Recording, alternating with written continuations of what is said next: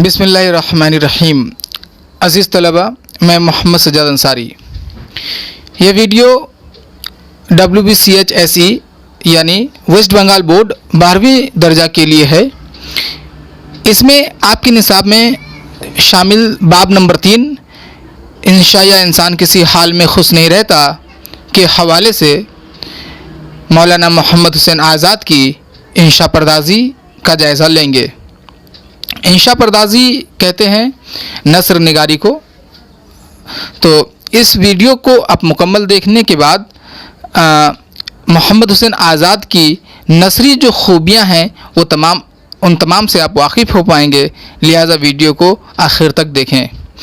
ये आपके निसाब में सवाल इस तरह से आएगा, आपके एग्ज़ाम में सवाल इस तरह से आएगा कि नैरंगे ख़याल के हवाले से मोहम्मद हुसैन आज़ाद की इंशा पर्दाजी का जायज़ा लीजिए, या फिर इंसान किसी हाल में खुश नहीं रहता के हवाले से मोहम्मद हुसैन आज़ाद की इंशा पर्दाजी या नसर निगारी का जायज़ा लीजिए, या फिर सिर्फ़ ऐसा आ सकता है कि मोहम्मद हुसैन आज़ाद की नसर निगारी या इंशाया निगारी या इंशा पर्दाजी का जायज़ा लीजिए।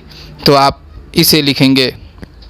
इस वीडियो को आपके लिए इस तरह से तरतीब दिया गया है कि सवाल चाहे जिस तरह से भी आए, आप उस सवाल के जवाब को बआसानी दे पाएंगे इंशाअल्लाह। लिहाजा आप सवालों को समझने की कोशिश कीजिए और उसके जवाब को आप आसानी से फिर दे पाएंगे। तो बिलखुसूस आज का जो ये सवाल है वो है नैरंगे ख़याल के हवाले से मोहम्मद हुसैन आज़ाद की इंशा पर्दाजी का जायज़ा लीजिए। नैरंगे ख़याल में ही इंशा या इंसान किसी हाल में खुश नहीं रहता जो आपके निसाब में शामिल है वो मौजूद है। लिहाजा उस किताब के हवाले से इनकी इंशा पर्दाजी या नसर निगारी को देखेंगे। नैरंगे ख़याल के बारे में पिछली वीडियो में बताया जा चुका है कि नैरंगे ख़याल इनकी तमसीली इंशाइयों का मजमुआ है। नैरंगे ख़याल 2 हिस्सों में शाये हुआ था। पहले हिस्से में 8 इंशाइए हैं और दूसरे में 5। इससे कबल की वीडियो में मोहम्मद हुसैन आज़ाद की हालात ज़िंदगी, इंशा या इंसान किसी हाल में खुश नहीं रहता का तनक़ीदी जायज़ा, ये तमाम पेश किया जा चुका है, जिसका लिंक आपको डिस्क्रिप्शन में मिलेगा। आप उन सब को पहले देख लें ताकि आप पूरी तरह से वाज़े हो जाएं और फिर आपको नैरंगे ख़याल के हवाले से इनकी इंशा पर्दाजी को समझने में कोई परेशानी महसूस ना हो। आइए आगाज़ करते हैं आज के निशस्त का। मोहम्मद हुसैन आज़ाद एक मैनाज इंशा पर्दाज हैं। इंशा पर्दाज माने नसर निगार हैं। वह उर्दू अदब में कई हैसियतों से जाने जाते हैं। सहाफ़ी, नाक़िद, तारीख़ नवीस, तज़किरा निगार, मुदीर, मुतरज्जिम और साहब तर्ज़ अदीब व शायर वग़ैरह। यानी मोहम्मद हुसैन आज़ाद जो है उर्दू अदब की दुनिया में कई हैसियतों से जाने जाते हैं। इनकी शख्सियत जो है मुख्तलिफुल नौ है। इनके यहाँ काफ़ी जो मौज़ूआत के है तनाव हैं। इनके यहाँ जो सलाहियत है वो काफ़ी तनाव मिलता है सलाहियतों में। लिहाजा देखिए, सहाफ़ी भी थे वो और नाक़िद भी थे। सहाफ़ी कहते हैं जो अखबार वगैरह में जो काम करते हैं, और नाक़िद कहते हैं जो तनक़ीद करे। इनकी जो आब हयात है वो तनक़ीद की दुनिया में पहली किताब तस्वूर की जाती है जहाँ पे तनक़ीदी शूर की जो है इब्तिदा होती है। तो नाक़िद भी थे। तारीख़ नवीस, आब हयात एक तरह से तारीख़ी किताब भी माना जाता है और भी इन्होंने तारीख़ी किताब लिखे हैं। तज़किरा निगार थे। तज़किरा के मानी होते हैं कि सवान हयात को पेश करना। आब हयात में हमारे शुअरा व उदबा की जो है मुख्तसर सवान हयात ही पेश की गई है। तो तज़किरा निगार भी थे। मुदीर थे, वो अखबार के एडिटर थे। मुतरज्जिम, बेशुमार उन्होंने किताबों को उर्दू में तर्जमा किया था। बताया जा चुका है आपको कि वो उन्होंने कमोबेश 40 किताबें लिखी थी जिनमें तर्जमा भी शामिल है। साहब तर्ज़ अदीब व शायर वग़ैरह, और अदब की दुनिया में नसरी तख्लीक़ात भी इनकी काफ़ी अहम है और वो बुलंद पाए के शायर भी थे। ये तमाम शख्सियतें, ये तमाम जो सलाहियतें हैं वो इनकी शख्सियत में शामिल हैं। इसमें कोई शक नहीं कि वह एक बुलंद पाए नज़्म गो शायर हैं और जदीद नज़्म के मुजीद हैं, लेकिन इनकी शोहरत की बुनियाद आब हयात और नैरंगे ख़याल पर कायम है। यानी कि देखिए ये जो जदीद नज़्म है, जिसको फ़ितरी नज़्म या फिर जदीद शायरी या फिर नेचुरल शायरी कहा जाता है, इसके बुनियाद गुज़ारों में मोहम्मद हुसैन आज़ाद शामिल हैं, क्योंकि मोहम्मद हुसैन आज़ाद और हाली ये दोनों मिल कर के जदीद नज़्म की बुनियाद डालते हैं। तो ये शायर भी बाकमाल हैं, लेकिन इनकी जो शहरत की बुनियाद है वो आब हयात और नए रंगे ख़याल पर कायम है। आब हयात बताया जा चुका है कि इसमें इन्होंने उर्दू के बुज़ुर्ग शुअरा व उदबा की मुख्तसर हालात ज़िंदगी को नाक़ीदाना तौर पर पेश किया है। नैरंगे ख़याल तमसीली इंशाइयों का मजमुआ है। इसकी इशाअत से उर्दू इंशा परदाज़ी में एक नए और खुशगवार बाब का इजाफ़ा हुआ। आज़ाद से क़बल उर्दू इंशा परदाज़ी जो है, नसर निगारी जो है, वो ना के बराबर मौजूद थी। अगर थी भी तो वो अफसानवी सूरत में, लेकिन आज़ाद ने इंशा परदाज़ी की दुनिया में इनकलाब बर्पा किया। आज़ाद का रंगीन और जादुई उसलूब नैरंगे ख़याल के हर हिस्से में नज़र आता है। इनके उसलूब का एक वस्फ़ ये भी है कि सहर अंगेज़ कलम हर मंज़र को मुतहरिक बनाकर पेश करता है।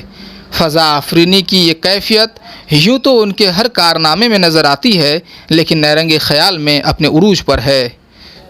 इनकी मंजरकशी एक तरफ तो अदबियत की चाशनी रखती है, तो दूसरी तरफ चंद सतरों में मुरक्का खींच देते हैं।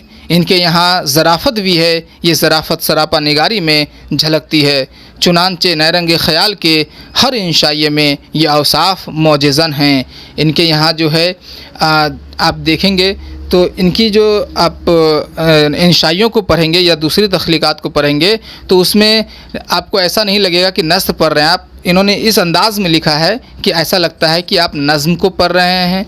वो फ़र्क को मिटा दिया है। इनके यहाँ जो है कलाम, इनका उसलूब निहायत सादा और सलीस है। ये चंद मतलब मुख्तसर चंद सत्रों में यानी लाइन में जो है अच्छी से मतलब मुश्किल से मुश्किल जो मुरक्का है यानी तस्वीर है, वो किसी भी मंज़र की तस्वीर को वो तस्वीर खींच जाते हैं। इनके पास ये सलाहियत है कि वो किसी भी गैर मुतहरिक मंज़र को या वाक़या को वो मुतहरिक करके पेश करते हैं। ये तमाम उनकी औसाफ हैं।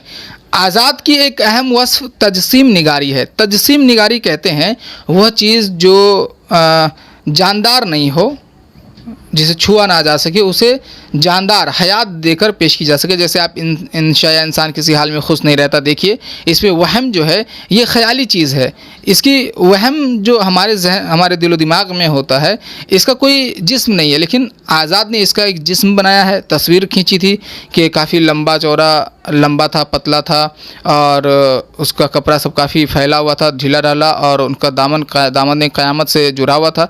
तो तस्वीर खींची थी और फिर फरिश्ता रहमत का भी वो तस्वीर खींचे थे।